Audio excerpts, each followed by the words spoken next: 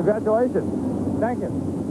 The heat race is a little more important to win them tonight, the way they set you up for the feature. No, not really.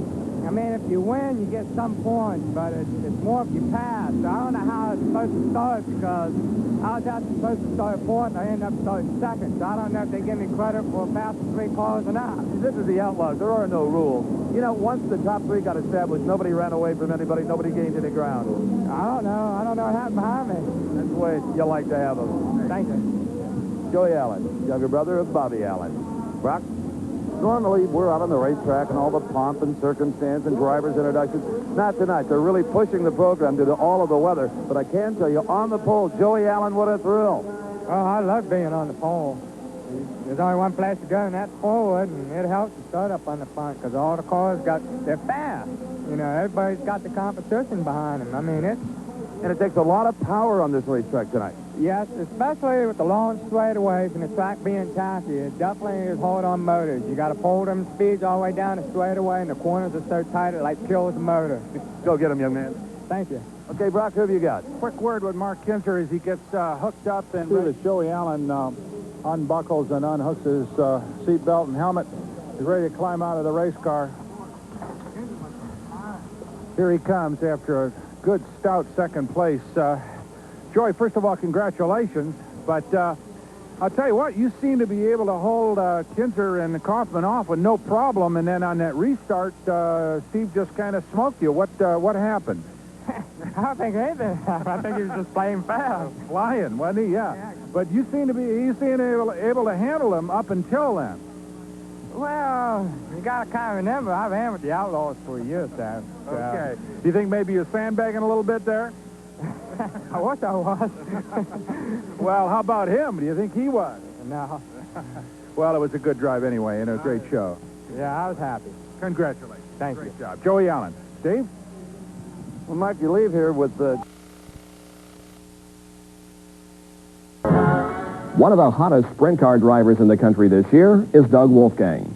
This veteran campaigner has teamed with a young car owner and builder to win half the USA event so far and 3 times with the World of Outlaws. 27-year-old Brian Schnee builds the cars from shops about 3 miles from Wolfgang's home in Sioux Falls, South Dakota. The Schnee chassis has only been around 4 years, but last year it won over half the races it competed in and captured 3 track championships.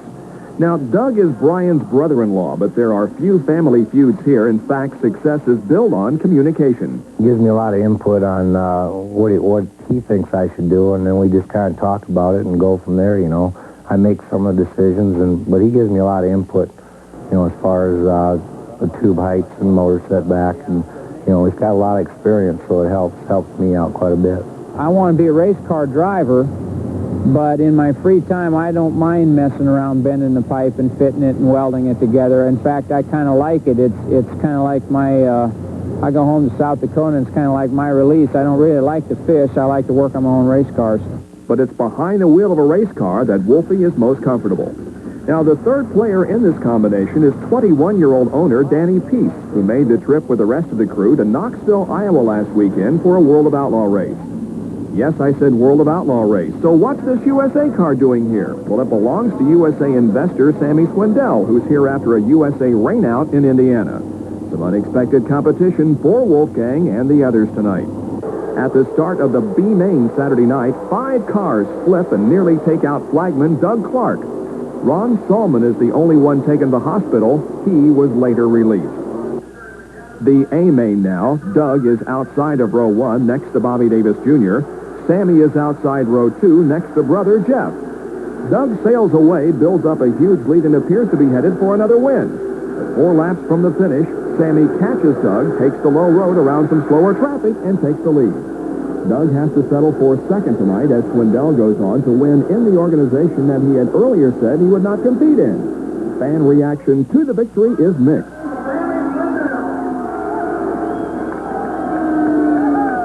And his commitment to USA doesn't sound as strong now as it used to be. Well, we're going to, run the USA races and, run whatever we can.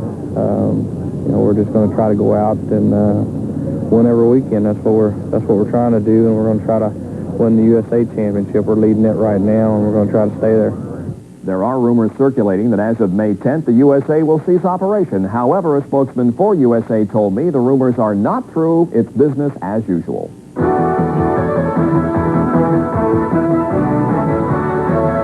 In a qualifying heat, they've got to feel good about a win like that.